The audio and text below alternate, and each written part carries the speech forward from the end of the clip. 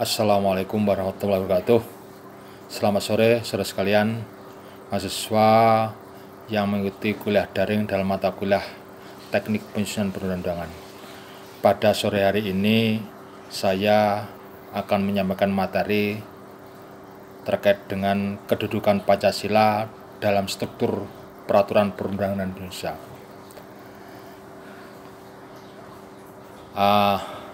Untuk memahami kedudukan Pancasila dalam struktur peraturan perundang-undangan Indonesia, kita bisa meminjam teori dari Hans Kelsen maupun Hanna Wieski, yaitu Steuvenbow teori piramida, teori jenjang hukum. Menurut Hans Kelsen, norma hukum itu berjenjang-jenjang, berlapis-lapis, dari yang rendah sampai yang tinggi.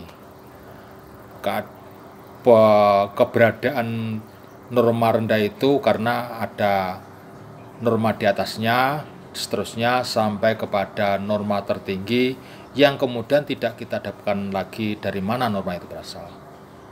Jadi dia bersifat presuposisi,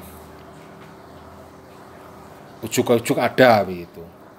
Nah, norma tertinggi yang tidak lagi ada di atasnya itu disebut dengan Grundnorm dalam pandangan Hans Kelsen. Kemudian teori Grundnorm ini dari Hans Kelsen diteruskan oleh muridnya disebut dengan yang bernama Hanna Wieski. Dia seperti Hans Kelsen, tapi lebih jelas, lebih menjelaskan bagaimana struktur peraturan perundang-undangan yang berjenjang itu. Tapi bedanya, kalau Hans Kelsen itu menggunakan puncak dari peraturan perundang-undangan itu adalah Grundnorm. Kalau Hanna Wieski itu mengatakan bahwa puncaknya itu adalah Stat Fundamental Norm. Itulah kemudian yang akan memberikan dasar legitimasi bagi terbentuknya peraturan-peraturan di bawahnya dan berjenjang-jenjang.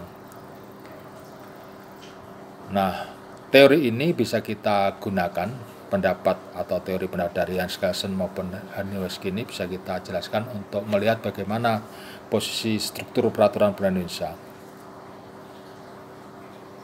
Di tingkat tertinggi, kalau kita lihat dalam Undang-Undang Nomor 12 Tahun 2011 itu, bahwa ada yang disebut dengan Pancasila.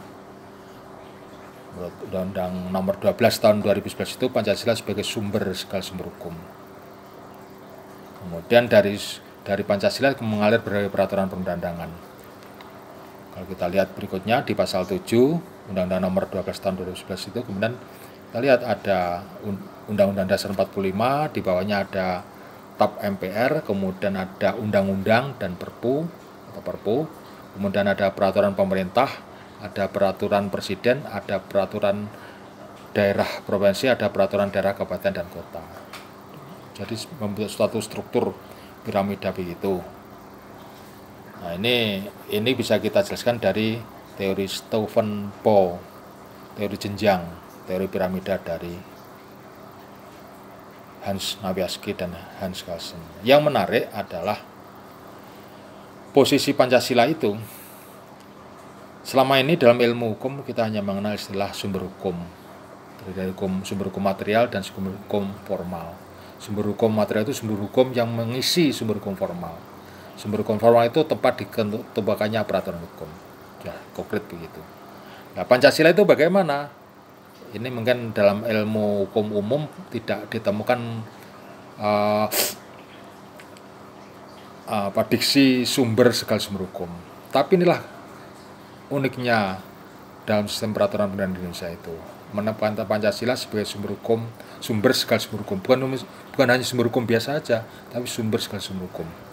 Jadi hal-hal yang idealitas sumber hukum itu yang dalam pengertian material juga harus bersumber pada Pancasila. Meskipun Pancasila juga mengandung nilai-nilai.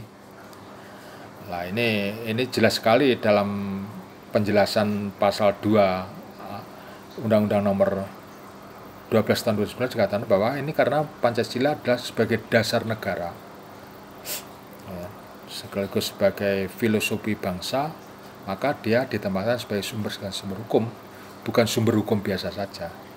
Nah, saudara sekalian, demikian pengantar kuliah pada sore hari ini. Kemudian silakan Anda membaca materi saya dengan mengklik tautan berikut ini.